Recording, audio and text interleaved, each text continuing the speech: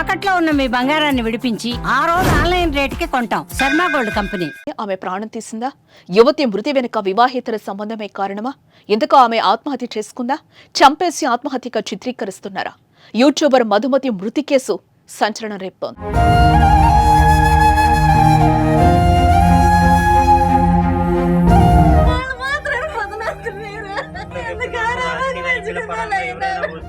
ఉమ్మడి కృష్ణా జిల్లా తిరువూరు నియోజకవర్గంలో కొండూరు గ్రామానికి చెందిన 22 ఏళ్ల మధుమతి నిత్యం సోషల్ మీడియాలో యాక్టివ్ గా ఉండేది. కాసింత అందంగా ఉండడంతో ఇన్స్టాగ్రామ్ లో రీల్స్ చేయడం మొదలుపెట్టింది. రోజు రోజుకు తన రీల్స్ కు ఫాలోవర్స్ పెరగడం గమనించింది.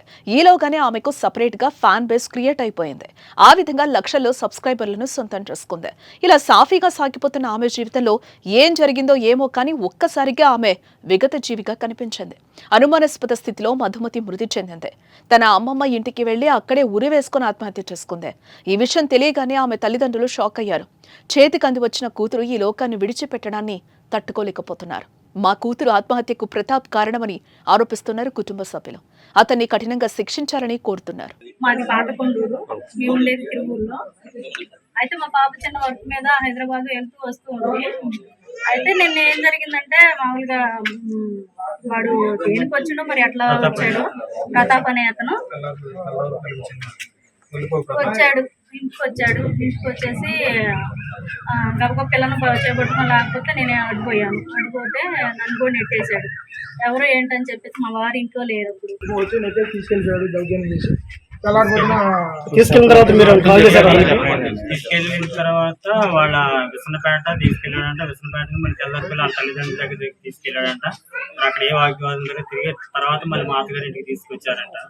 తీసుకొచ్చి చెప్పి మళ్ళీ తెల్లారిపోతున్నే మా అత్తగారు ప్రాథమిక సమయం వాళ్ళంతా వచ్చి నలుగురు కలిసి అమ్మాయిని చంపి ఉరేసుకుందని చెప్పి మళ్ళీ వాళ్ళే హాస్పిటల్కి తీసుకొచ్చి విసనపేట తీసుకొచ్చి జాయిన్ చేశారు. డాక్టర్ గారు చనిపోయినట్టు నిర్ధారించారు. తర్వాత మేము వేరే ఫ్రెండ్ బంధువుల ద్వారా తెలుసుకున్న విషయం. మాకైతే వాళ్ళు ఎటువంటి విషయం తెలియజేయలేదు. మాకు బంధువుల ద్వారాగా తెలిస్తేనే మేము వచ్చాము. తీసుకెళ్ళినోడు కనీసం ఇన్ఫర్మేషన్ కూడా ఇవ్వలేదు.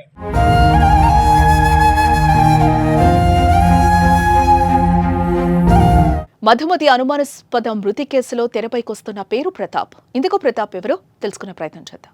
రీల్స్ చేస్తున్నప్పుడు పరిచయమో ఏమో తెలియదు కానీ గత కొన్ని రోజుల నుంచే ప్రతాప్ అనే వ్యక్తితో మధుమతి క్లోజ్ గా ఉంటున్నట్లుగా తెలుస్తోంది. అయితే ఇదే విషయంపై మధుమతిని తల్లిదండ్రులు కూడా హెచ్చరించారంట. ఈ నేపథ్యంలోనే మధుమతి అనుమానాస్పద స్థితిలో మృతి చెందడంతో ప్రతాప్ పై మృతురాలి తల్లిదండ్రులు అనుమానం వ్యక్తం చేస్తున్నారు. ఇక తల్లిదండ్రుల ఫిర్యాదుతో కేసు నమోదు చేసుకున్న పోలీసులు మధుమతి ఎవరితో చాటింగ్ చేస్తుంది, ప్రతాప్తో ఎంతసేపు మాట్లాడింది, ఫోన్ డేటా ద్వారా సేకరిస్తున్నారు.